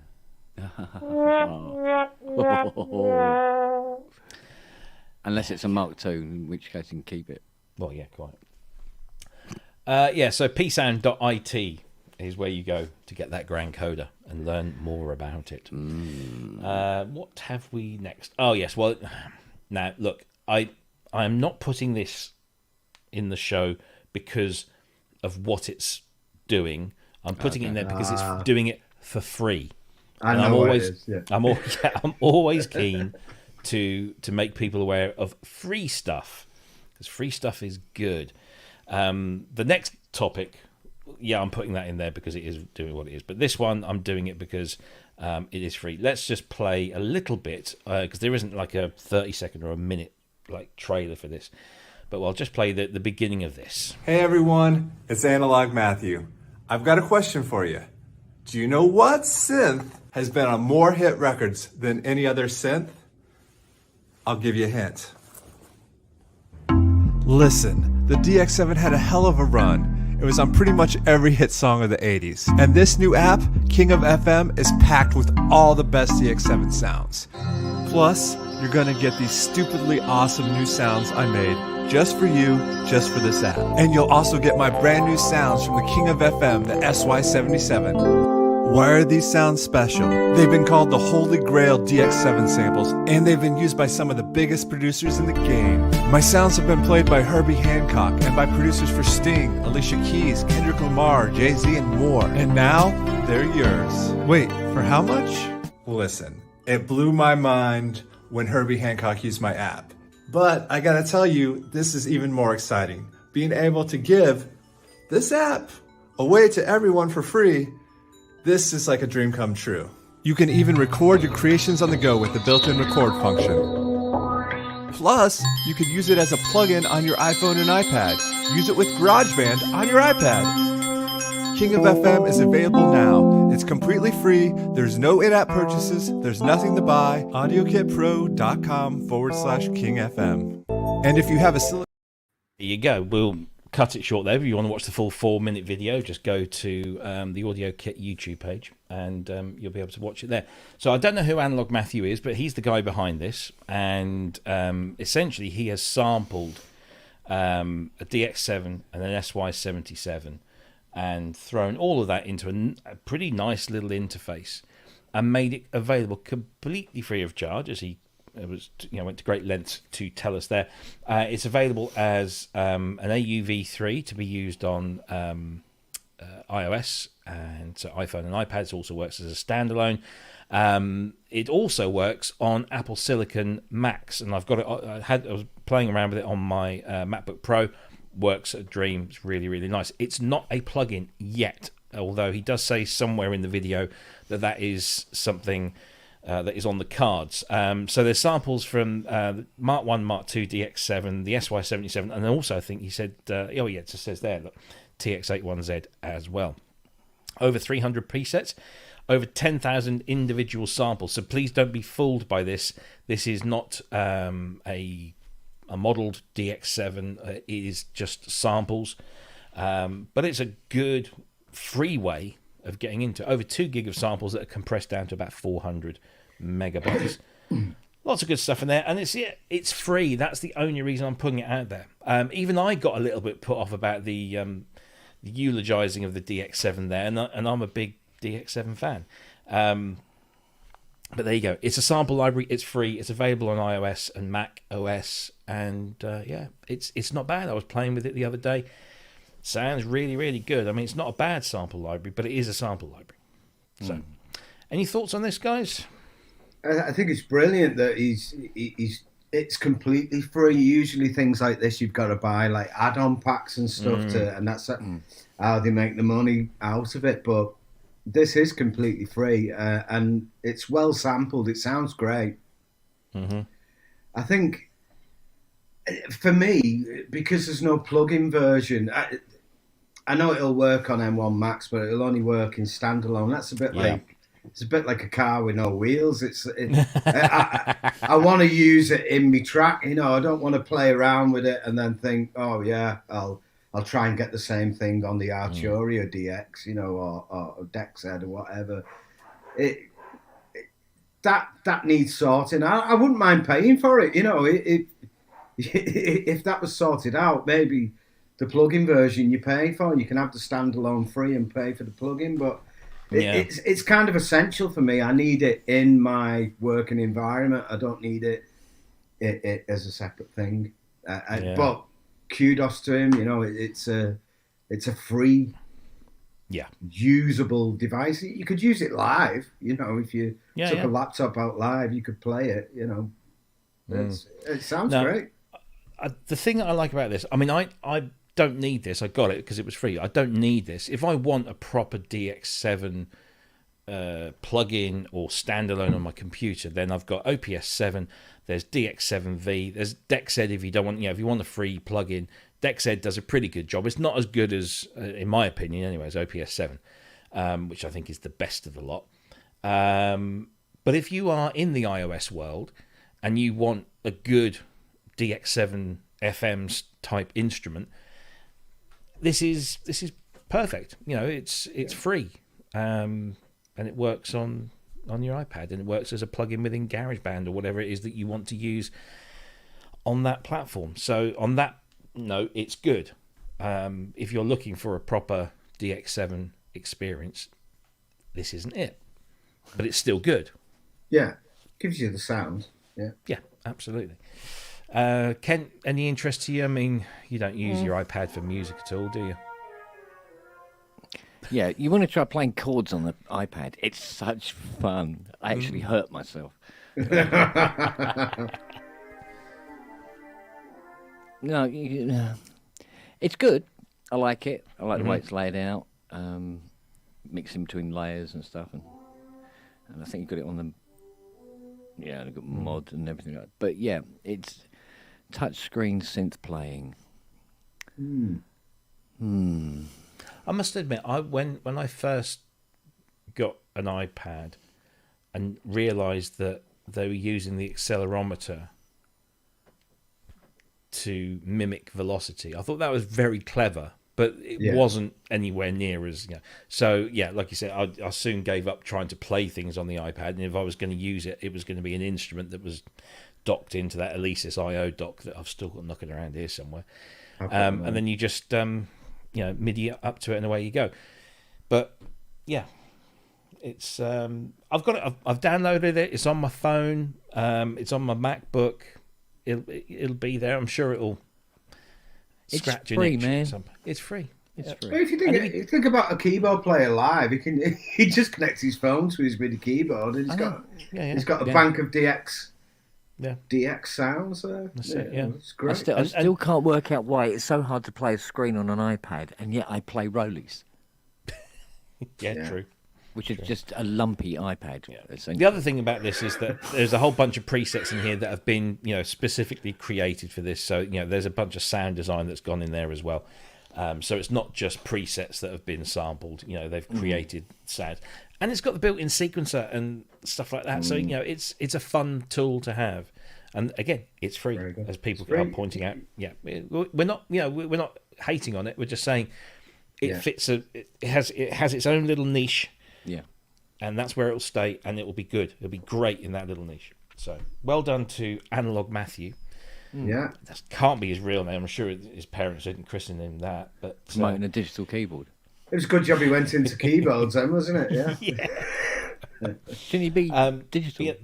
Yeah. There's if you go to the website, which is audiokitpro.com, there are not only is there Matthew's video, but there's a whole bunch of other demo videos from other people on there that are raving about it. And of course, don't forget that AudioKit also have lots of other applications as well, which are all listed there. And Behringer will be releasing the hardware version next week. Yeah, apparently. Anyway, there you go. That's that. Right, so we did King of FM. Oh, we'll finish on something that is FM. And I'm curious about this, but I haven't indulged yet. And that is that there is a new rack extension for Reason. We'll tie this in with this. Reason has just had an update to 12.6, which now builds in native support for Apple Silicon. So if you are a Reason user and you have an Apple Silicon device, it's going to run really super very quick. on, I've tried a bit. I was beta testing it, and it runs really, really well. There's a few other little under the hood improvements on there. So yeah, if you're a Reason user, get 12.6, get it now because it's worth having. But there's a new plugin now. I don't know if you remember, some while ago, Reason introduced an instrument in their suite of instruments called the PX7, which unsurprisingly was their version of the DX7, and they supplied it with a zip file of 200,000 DX7 presets just gathered off the net, a lot of which were duplicates just under different names, but they just hoovered up the whole thing and stuck it into the thing. They also gave you an online conversion tool, so you could, if you had original DX7 SysX patches, you could throw it onto their web page and it would spit it out in the native format for this PX7 plugin. And then a few years ago, they announced that PX7 was going away and that it was ceasing to exist, and that if you got it, that was fine, but if you wanted it, you wouldn't be able to get it after a certain date, and that was that. And the rumour on the grapevine was that there had been a parting of ways between the company that had developed PX7 for propeller heads, or Reason Studios as they're known now, and that company. So that's why it stopped. It looks like that company has now come back with a new thing called the PX1. Now, it was our friend Ben from Musines in the chat there, one of our moderators, brought this to my attention. And my instant thought was, if this is a PX1, maybe somebody has finally had the gumption to properly recreate a DX1 in software. But sadly, that's not quite the case. What is the case, however, is that this is a dual classic FM synthesizer that basically does two DX7s, the job of two DX7s. In other words, it's like a Reason-specific version of Ploeg's Chip Synth OPS7, which does exactly that. It's got, two FM engines, two DX7 engines in there. And you can put any two sounds you want in there, split them, layer them, do what you want with them. It's got a reasonably nice interface. It's quite clear and easy to understand. And of course, it comes with all the Reason connectivity that you can patch, as you can with pretty much most Reason instruments these days. You can still download that PX1 200,000 patch refill. And yeah, that's it. And there is no capability to read DX1, DX5 performance patches and therefore get that full benefit, which we've spoken about, or certainly I've spoken about for a long time. It's also 85 quid, and it's Reason only. Whereas like OPS7, which does exactly the same, is 50 quid and is a plugin that works on everything. So I don't know. I don't quite know what to make of this. I'm not going to buy it because, like, I need any more FM stuff, software or hardware. Thoughts on this? Is this a bit of a waste of time, or is the rack extension format still, a thing? I subscribed to that Reason thing for a little while, but I found that I was only using it within Cubase. I wasn't actually touching any of the Reason side of it at all, just using the instruments within Cubase. I don't know whether is this included in that subscription. No, it's not. This is an independent third party rack extension that sells for 85. You can download a trial for it. I think the trials normally last 30 days. But yeah, I'm not a Reason user, so unfortunately it's not for me. But it's a pity that they didn't just make a DX1, DX5 version that could just bring in all the performances, like you said. I know. I think that's needed. That or DX7.2 capability, because the DX7.2 had things like unison polymode, it had fractional scaling and other bits and bobs that the first one didn't have. So whilst the DX7 Mark II can play all of the DX7.1 stuff, DX7.2 specific patches, and Manny will tell you this because he programmed some amazing DX7.2 patches that took advantage of all of those extra little things. There is no software version of that out there. And I think that's a missed opportunity. But there you go. What do I remember when the DX7 Mark II came out, the presets were very, very much in competition with what the D50 was doing. And there was a bit of an impact on polyphony, I remember. Things it was doing was... Well, I remember one of the presets I used that seemed to have like reverb on it and stuff, but it wasn't reverb. No, it's clever programming. Yeah. No, the thing with the Mark II DX7 is it had 16-note polyphony, but they tried to bring in that bitimbrality that the DX1 and the DX5 had. So if you had a performance patch on the Mark II DX7 that used 2 different voices, then your polyphony dropped to 8. Even worse, on the TX802, which was the rack version of the Mark II DX7, it had 8 channels, and you can have 8 different voices, but of course you're still only sharing 16-note polyphony. So if you had 8 different patches, there was 2-note polyphony per patch, which is maybe, well, I mean, if you're doing, lots of, if you're not doing chords a lot, that's okay. Yeah. But if, unlike the TX816, 16 notes of polyphony per module, individual, separate, layer that stuff. It sounds amazing. Yeah. No, I was like slightly excited when I saw PX1, and then I was a bit deflated when I thought, well, actually, all this is doing is what the OPS7 is doing.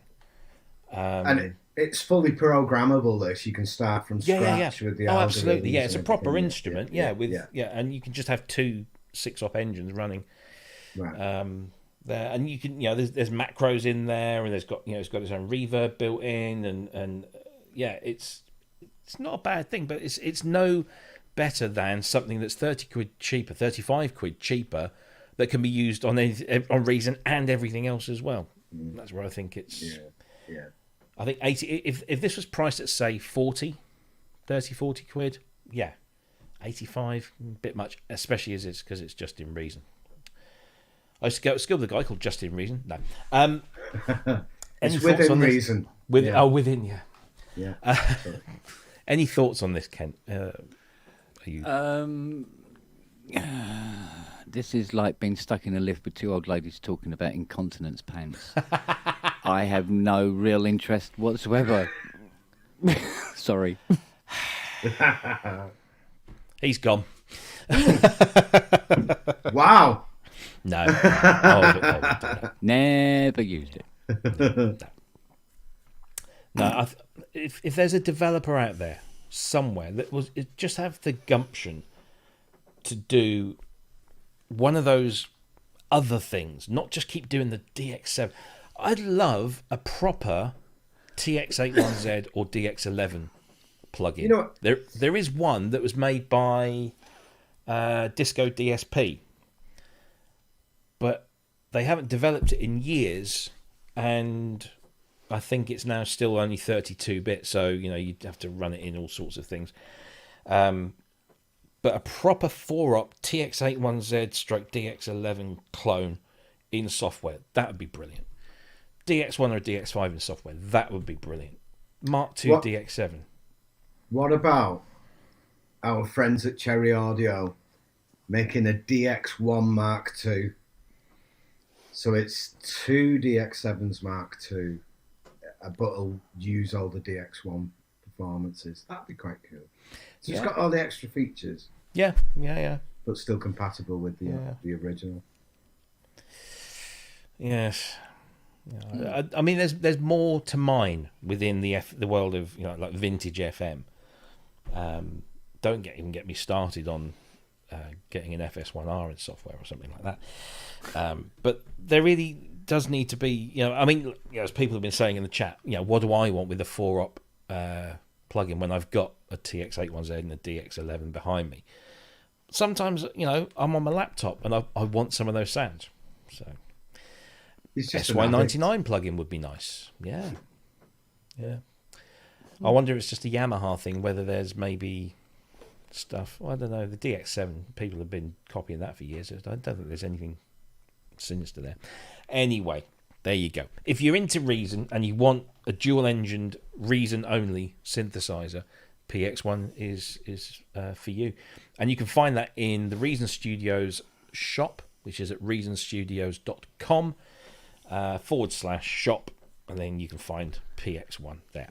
Anyway, we've got about just under 15 minutes left. I just wanted to spend that because next week, me and him there, we're not going to be here because we're going to be in Berlin.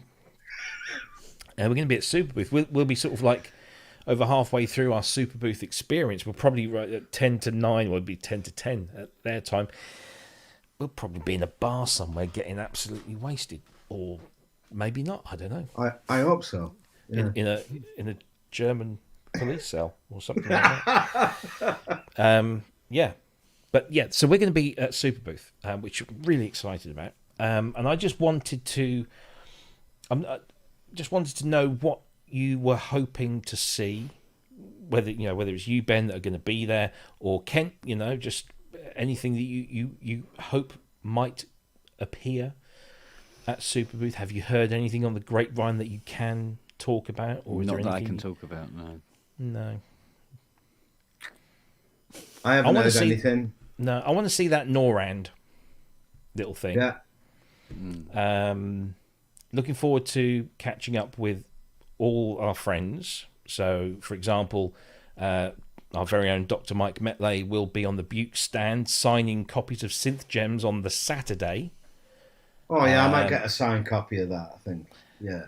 Well, I'd bring mine, but it's just extra weight, so I'll just have to get him to do a book plate or something.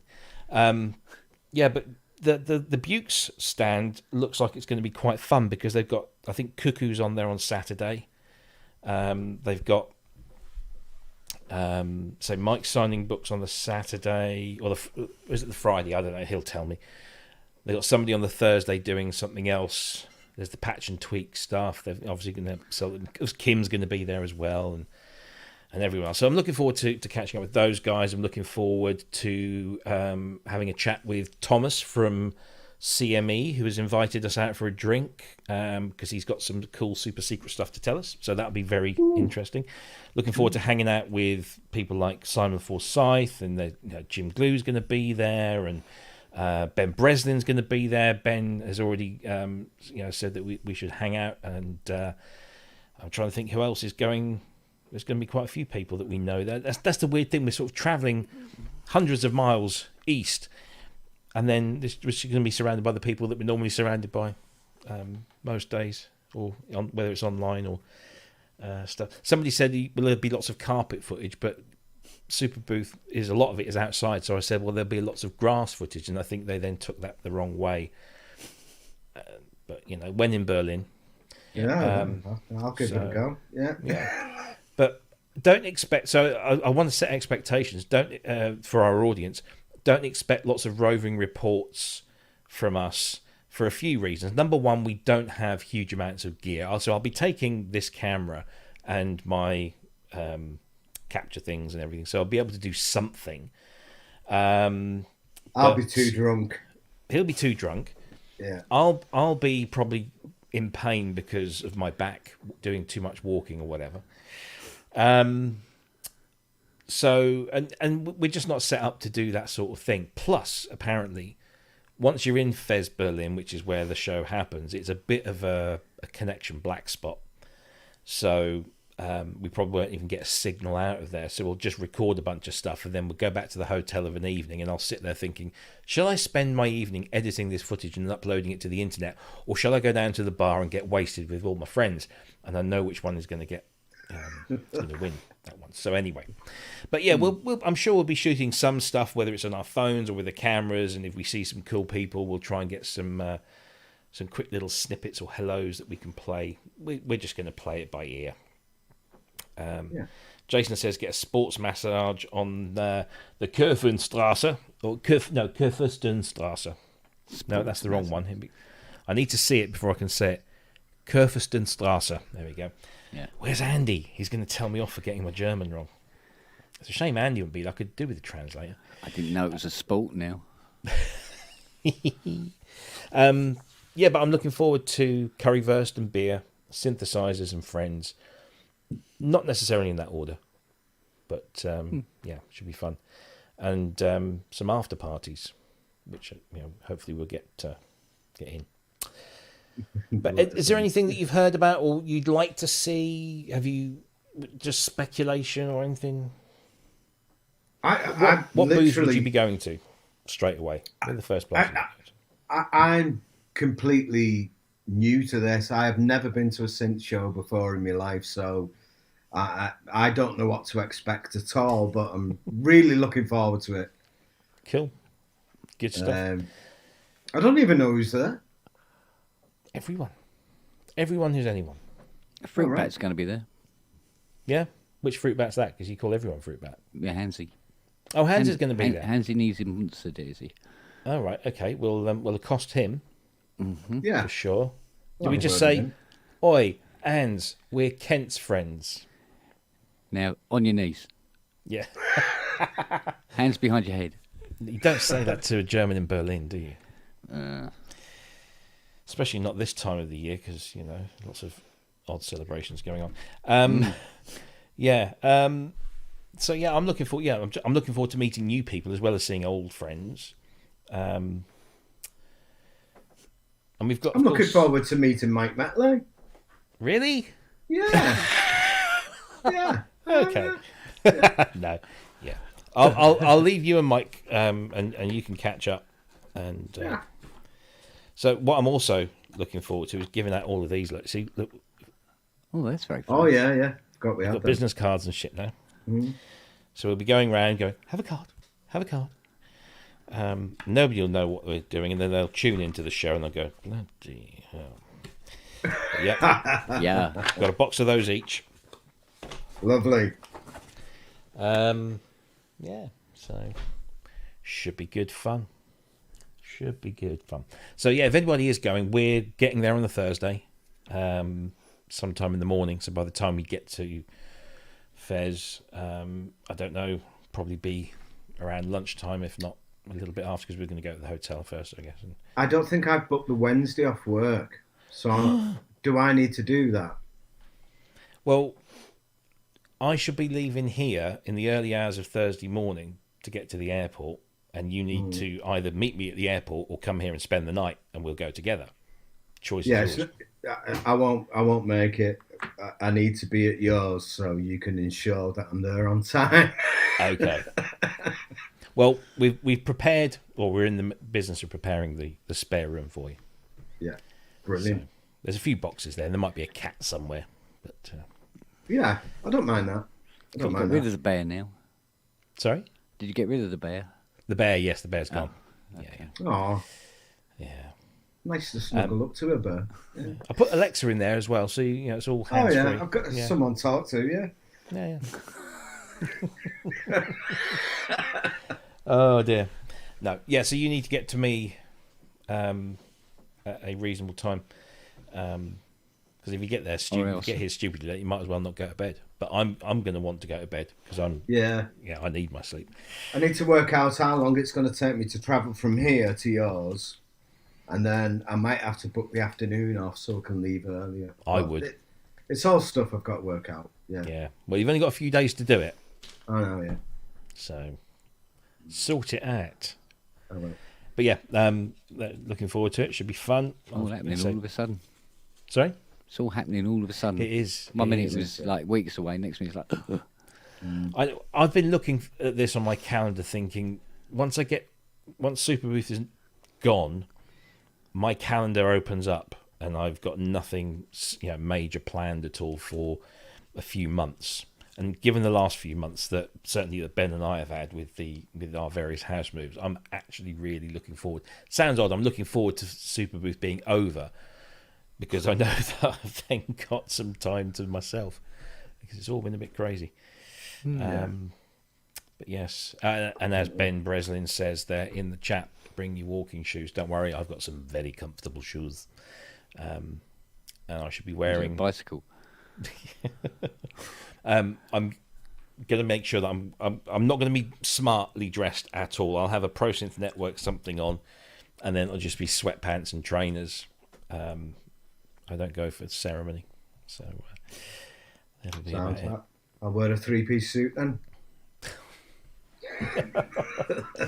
I just hope the weather holds out. It looks like it's going to be okay. So hopefully the weather will last. I didn't realise it was outside, to be honest. I thought well, it's not all indoors. outside. There's a lot of it because it used to be some years ago. It used to be at the Funk House, which was like an indoor arena, theatre type thing. And then it moved to Fez mainly because of COVID and the fact that they could hold a lot of it. So you got these little kind of like wooden cabins and stuff where companies will set up and you can go in, and they were just managing. Now, of course, COVID is less of a thing to worry about now. Then it's kind of a bit of both. But there's a main hall with an upstairs and stuff, and then there's all this stuff outside as well. So it's more like a festival vibe, I am told. Like that. So yeah. All good stuff. Excellent. Yeah. Well, there you go. So we are leaving everything to the last minute. We haven't figured out what we're going to do next week. I hope there will be a show. Hopefully, Kent will be able to take over as per, and we'll see if we can get some stand-ins. And we might even try to push live button. Push live button. Yeah. We might even try to hook up if we can. All depends how out of our heads we are. Hopefully not too much. Can't afford to get completely wasted. So, yeah. If not, then we'll be back the week after and we'll probably play a bunch of footage that we captured. Nothing incriminating, I hope. So, yeah. So, that's it, really. So, if you're going to Superbooth, we look forward to seeing you. Come and find us. I'm sure you'll recognise us. We will have I certainly will have my attire, and I'm sure Ben will as well. If I can find mine. Everything. Yeah. If you still got the hat. I've never had a baseball cap with ProSynth. I thought you had. No, you had the polo shirt, didn't you? And you had the sweat shirt. Oh, I thought you had the baseball cap. Yeah. No. I don't think you could fit the logo on the hat. It'd have to, cover the whole thing. Well, I don't know. You can get it small. I mean, I managed to fit it on a business card. Did it on the hat. Jesus. Sellotape the business card to your hat. Ah, there you go. Easy sorted. Problem solved. Yeah. I'll do that. Right, it's about solutions. Indeed, it is. It's thinking outside of the box. Not in the box. Outside. I'm thinking inside the box. Anyway, I think that's everything. We talked about everything. We praised some things. We didn't praise certain other things. And we'll be back, hopefully, next week with Kent and some people that we haven't yet decided upon. Obviously, we can't get Dr. Mike in because Dr. Mike will be with us. Yes. And we'll accost him. Even though he did tell me to suck a bag of something or other. I can't remember what it was. Proformers, I think it was. Is Michael Whalen going? No. Isn't he? No, I don't think so. No. I thought he was. Not... Oh, maybe he is. I don't know. I don't know. Yeah. Well, might have got that wrong. Yeah. Could be. Well, we'll ask him. We'll find out. We'll see. Yeah, but we'll get him on the show if not. He's a talkative chap, isn't he? Oh, yeah, definitely. Yeah. Yeah, we'll figure something out. Or it'll just be Kent on his Todd. Yeah. I'll just do voiceovers like I would have did the NEM review. Yeah. Indeed. But anyway, I'll see you in person next week. I'll see you at some point. Are you doing a show tomorrow, Kent? Oh, most certainly. Okay. I can't let my public down. Cool. Excellent stuff. There you go. That's the answer to Matt's question. There you go then. And he is my public. So Ramsey's off tomorrow, but Henrik is doing a stand-in show, 1 p.m. UK time. Oh, okay. I can't remember. He's got Berg on there. I think he's got Chris Makeshifter on there as well. So he's doing like a bus replacement service on Saturday. I don't know if Jamie's back this weekend. It might be next weekend. And that's it, really, I think. And of course, Nick on well, no, there's no Nick next Wednesday because he's going to be travelling to Berlin. So it's going to be quite quite barren next week. But yeah, there What we about go. Jamie? Did you mention Jamie then? Yeah, I did. Yeah, Jamie's been off for a sorry. few weeks for personal reasons, but I think somebody said he might be back this week or next week. I'm not entirely sure, but if you want to check him out, of course, GeoSynths is the channel. Through Port Collective on the Thursday if you're in America, because if you're in the UK, you've got to be up at like really stupid o'clock to catch that one. Of course, you can catch up. I think that's about it. We will see you same time, same place next week, or him and I won't, but you'll see Kent and whoever we get to stand in, and then we'll be back the week after that. But thank you ever so much all for watching. Hope you enjoyed the show. Hope you didn't fall asleep too much. And have a great weekend. If you're in the UK, have a lovely long weekend, because of course tomorrow ahead, and then we get a 3-day weekend for it. So fabulous. Some do. I was talking to my friend in Canada. You know, Canada, King is still the head of state there. Do they get an extra day off? Do they, heck? Oh, Poor old colonials, eh? bit unfair. It is a bit unfair, but there you go. But yeah, so enjoy your weekend, whether it's a regular length or an extended length. That's a different show altogether. And we will see you same time, same place next week. Have fun, take care, and if you go into Superbooth, we'll see you there. Give us a wave. Take care. Bye. Au revoir.